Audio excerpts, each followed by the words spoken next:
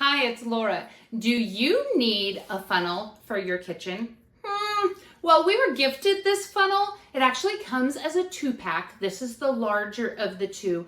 It is stainless steel, guys, so it is gonna stand up and not rust and be amazing. It really is. So if you were in need to fill up, let's say, some garlic containers, perfect fit, just drop it in there.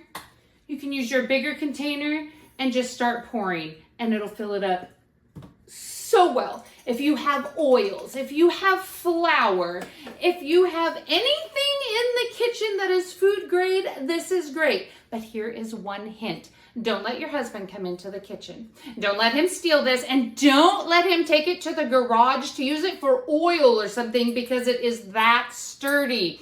So hide them in the kitchen if you need to. But if you need a great funnel set, this definitely would be something I would choose.